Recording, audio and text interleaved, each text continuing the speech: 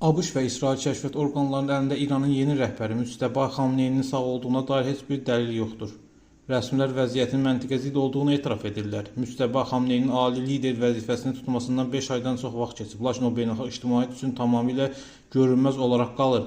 O vaxtdan bəri heç bir video, mesaj, heç bir rəsmi səs yazı ictimaiyyətə açıqlanmayıb. Bu da çoxlu saylı sui-qəsd nəzəriyyələrini beynəlxalq ekspertlər arasında ciddi suallar yaradıb. Bu barədə Times qəzeti məlumat verib.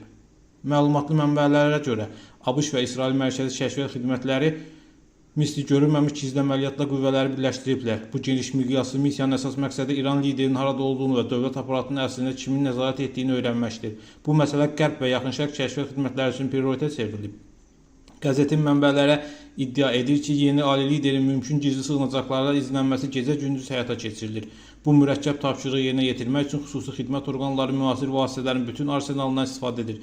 Ölkə daxilində geniş agent şəbəkəsi, qabaqcıl peyk monitorinq texnologiyaları və elektron kəşfiyyat sistemləri.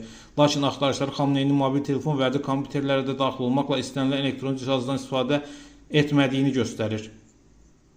Qərb analitiklər arasında əsas işləş nəzəriyyələrdən biri qabaqcıl dəqiq zərbələrdən qorxaraq ehtimal ki, qum və ya başqa bir möhkəmləndirilmiş hərbi obyektdə gizləndiyini göstərir. Bu informasiya boşluğu real geosiyasi risklərin qiymətləndirilməsində çox mənfi təsir göstərir. Qərb kəşfiyyat xidmətləri hələ də Tehranda əsas strateji qərarlar kim qəbul etdiyindən xəbərsizdir.